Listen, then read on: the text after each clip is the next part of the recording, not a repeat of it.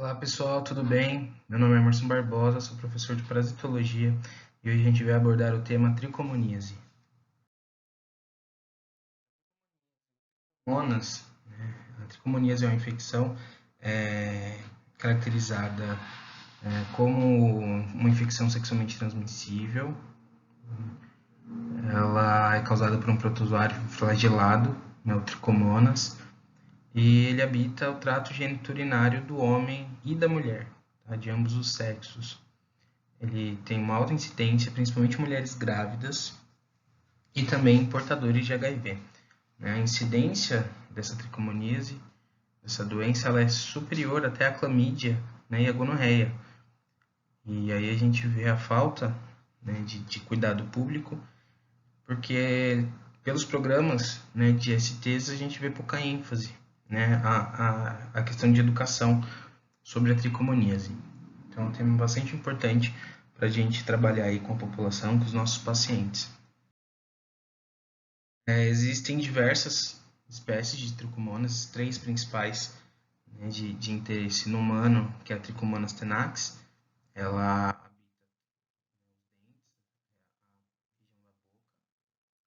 principalmente em lesões, em locais de cárie. E a principal fonte de transmissão é saliva, escova de dente e também por compartilhamento de alimentos. Nós temos a Trichomona hominis, que ela habita o trato intestinal do humano, tá? Porém ela age de uma forma comensal, não provoca sintomas.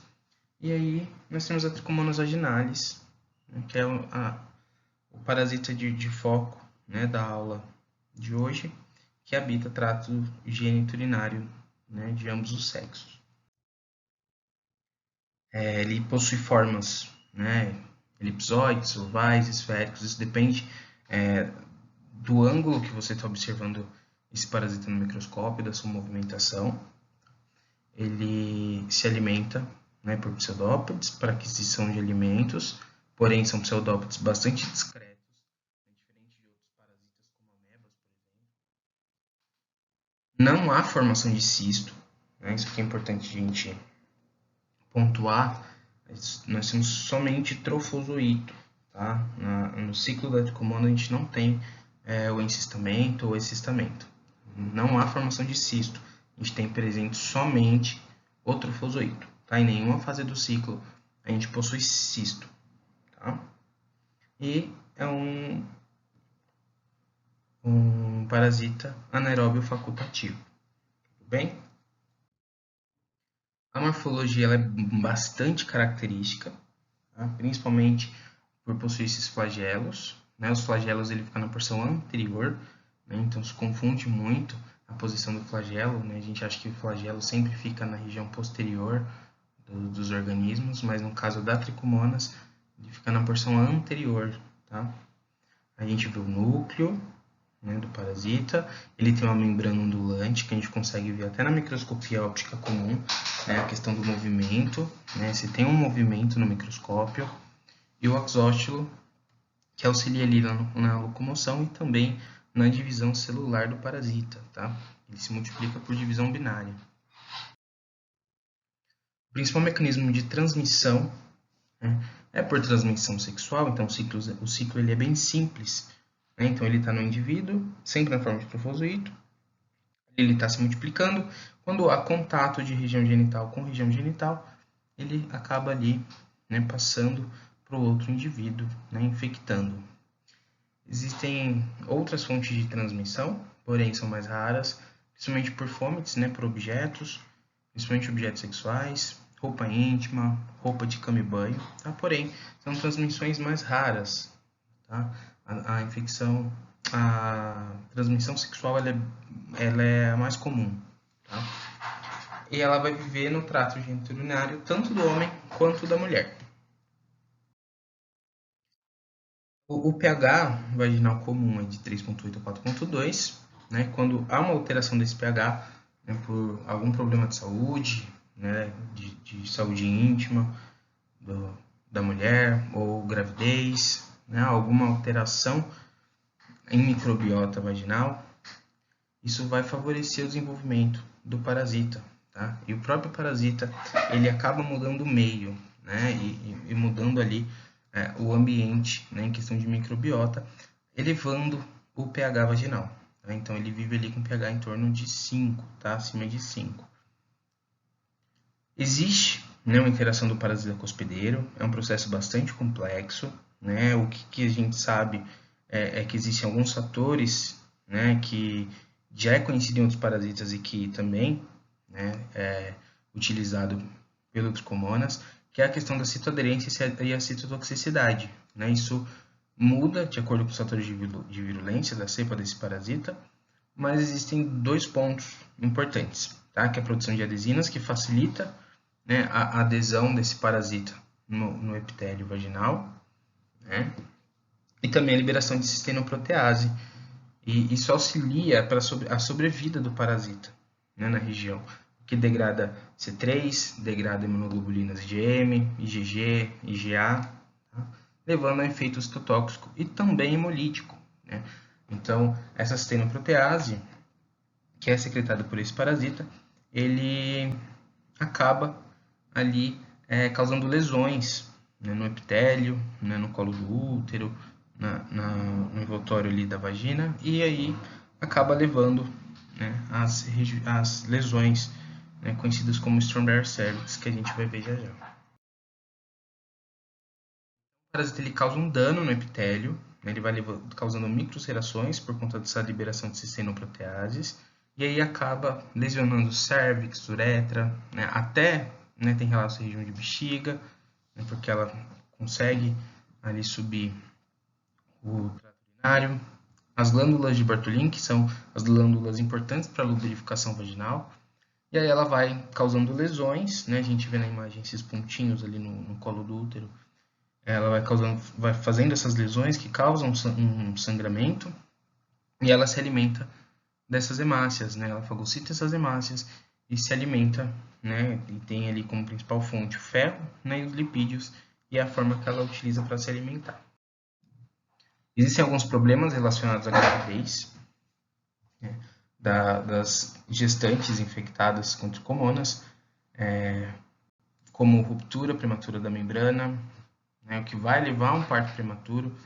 Tem relatos de baixo peso de recém-nascido, desenvolvimento de endometriose depois do parto e também a morte neonatal.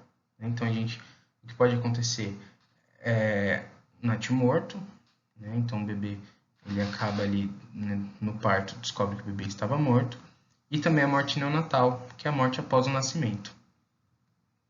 Também há problemas relacionados à fertilidade. Então, além de causar problemas na gravidez, também há problemas com a fertilidade, né? O que pode levar a mulher à infertilidade. Então, há evidências de que mulheres com histórico de tricomonias elas têm 2 vezes mais chances de serem férteis, além de levar a doença inflamatória pélvica, que causa danos ali nas células ciliadas daquela mucosa tubária, e isso impede a passagem do espermatozoide, o encontro desse espermatozoide com o óvulo. Há um favorecimento à transmissão do HIV, isso é bastante importante ressaltar, né? Então, estudos recentes mostram, né, que o indivíduo com tricomonias ele tem a facilidade, né, de contrair o HIV. Isso por quê? Porque o fato de ter a parasitose acaba tendo ali, né, por conta da resposta inflamatória no local, né, na presença do parasita, acaba tendo uma infiltração de linfócitos, né, principalmente os TCD4 e também dos macrófagos. Células essas, né, ligadas à questão da transmissão do HIV. Então você está favorecendo ali o ambiente, né, para que essa célula encontre com mais facilidade o vírus. Então aumenta muito a chance de transmissão do HIV numa relação desprotegida, né, numa relação sexual com um indivíduo infectado sem utilizar, né, os métodos corretos, principalmente aí o uso da camisinha, né, que acaba sendo indispensável, né, na questão da proteção na hora da relação sexual. Além disso, se a gente pensar do ponto de vista da patologia, os pontos hemorrágicos que o parasita causa por conta da lesão na superfície do epitélio, também vai favorecer, né? Esses pontos hemorrágicos acabam tendo ali uma abertura, uma facilidade, Então, um acesso, né, das secreções ali do momento do sexo facilita, né, a entrada, o acesso dos patógenos para a corrente sanguínea.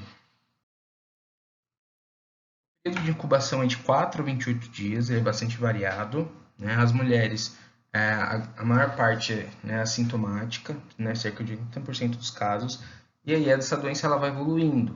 Tá? Então, ela permanece um tempo assintomática, e aí, né, com a falta do tratamento, a doença ela vai evoluindo, né, e vai levar à doença inflamatória vulvovaginal.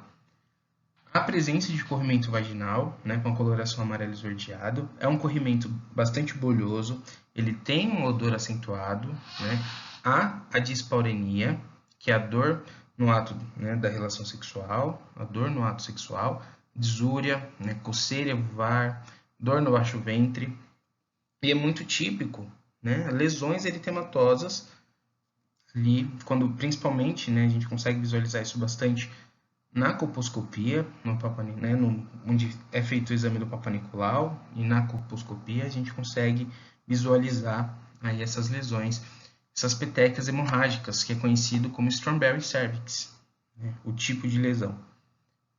Existem outras vaginites por outras causas bacterianas, né, causas fúngicas. E como que a gente diferencia? Né? O principal indicador é o pH. Então, um pH de 5 a 7 provavelmente é tricomoníase. Quando o pH é abaixo de 4,5, né, o pH dessa secreção é abaixo de 4,5, muito provável seja candidíase, né, a questão do pH vaginal.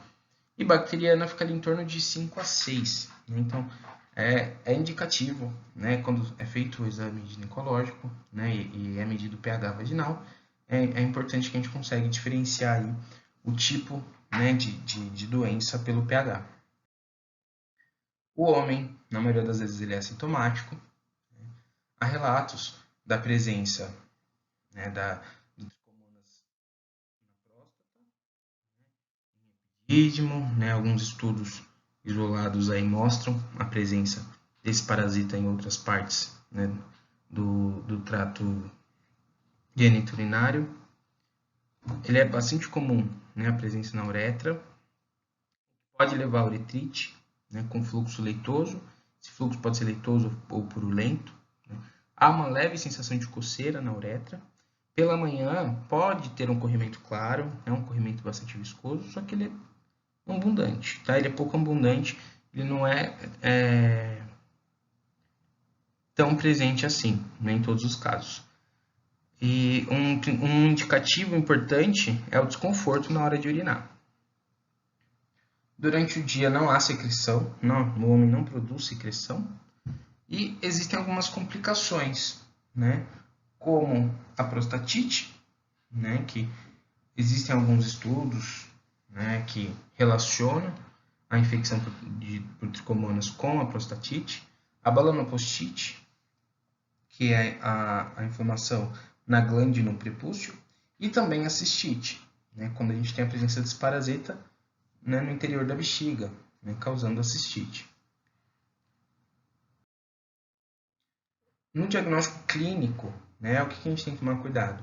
Para não confundir ela com outras ISTs, né, outras infecções sexualmente transmissíveis. Então é importante o diagnóstico laboratorial, né, porque pela clínica a minoria dos pacientes apresenta essas lesões típicas, né, como o corrimento espumoso, né, só cerca de 20 pacientes apresentam, e aquela lesão, né, em aspecto ali de Strawberry cervix, menos de 2% desses pacientes.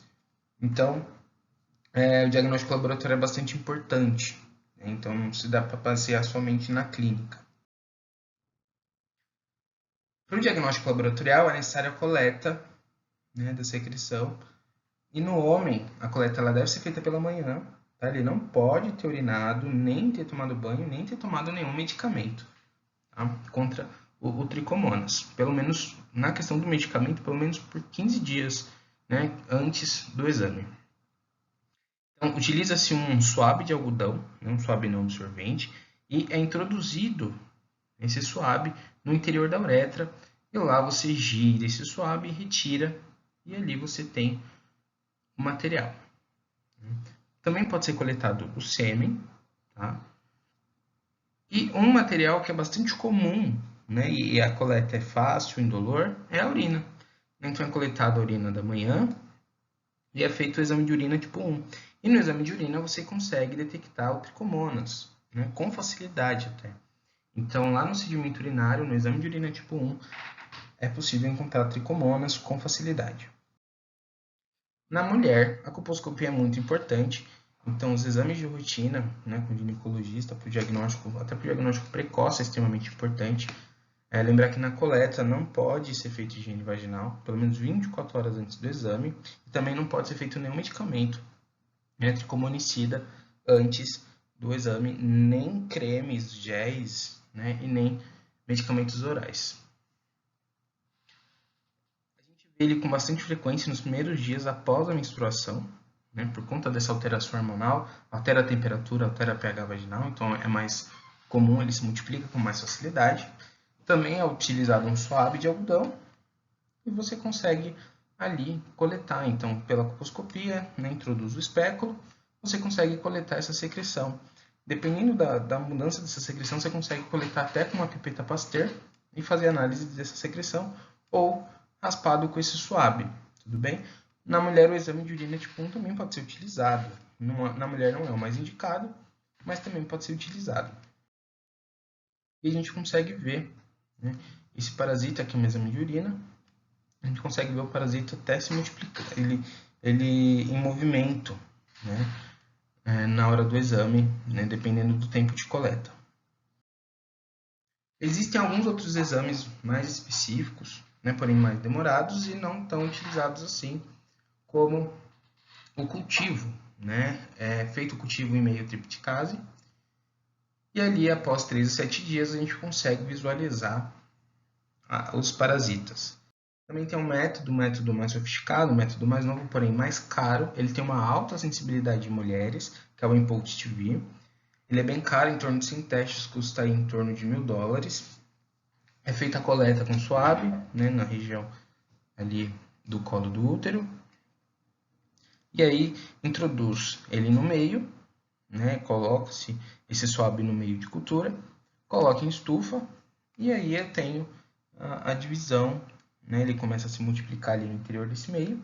E aí com os dias a gente olha, né, o próprio dispositivo no microscópio e a gente consegue visualizar aí o parasita. Também existem outros métodos diagnósticos sorológicos, né? A gente viu os diagnósticos parasitários, e aí a gente tem os métodos sorológicos, não são tão utilizados, porém também estão disponíveis, né? Como reação de aglutinação, imunofluorescência tanto direta quanto indireta, e o ELISA. O imunocromatográfico, que é o teste rápido, né? E aí a gente pega, né, o material de urina, né, de secreção em swab. A gente utiliza um tampão para extrair aí esse material de dentro do swab e a gente pinga ali nesse dispositivo, né, no cassete, e a gente tem aí a reação. Se apresentar a banda positiva, o paciente tem aí a confirmação do diagnóstico. É uma IST, né, de origem não viral mais comum no mundo. A incidência anual é de 276 milhões de casos, então é um número bastante grande. Né? A faixa de idade, né, dos infectados é entre 16 e 35 anos, com atividade sexual, né, indivíduos ali sexualmente ativos, com um grande número de parceiros sexuais. E a gente vê relatos, né, de infecção, principalmente, né, entre as fases ali do ciclo menstrual e em pacientes com baixas condições socioeconômicas. Existem, né, relatos de infecção por via não venérea, como em mulheres virgens e em recém-nascidos por conta da infecção materna, né, durante ali a gravidez, e também no epitélio escamoso do recém-nascido, né, pela ação dos estrógenos maternos, esse parasita ele fica colonizado na superfície, porém, né, por não ser o ambiente propício, né, ele vai desaparecendo, né, depois de algumas semanas. É uma infecção autolimitada. Nos homens não se conhece tão bem a prevalência, né, provável aí que seja 50 a 60 menor do que nas mulheres. Tá? É uma estimativa. Como medida de prevenção, é fácil. Uso de preservativo, né, evitar contato sexual com as pessoas infectadas e sempre tratar simultaneamente, né, os parceiros sexuais. Para tratamento, a gente tem o metronidazol, né, o Flagyl,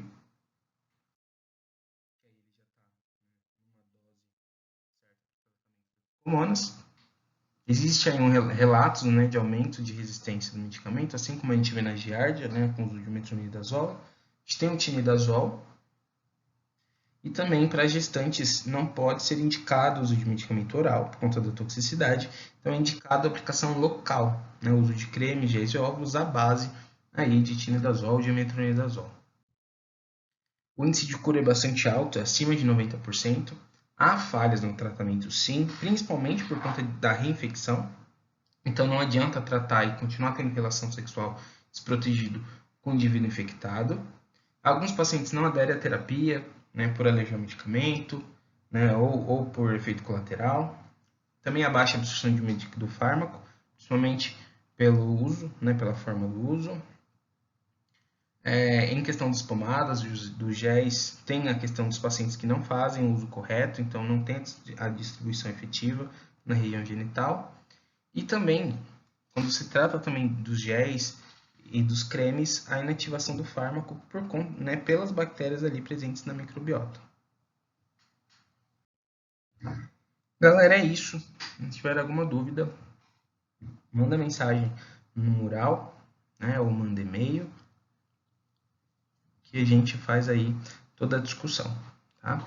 Agradeço, se cuidem e até mais.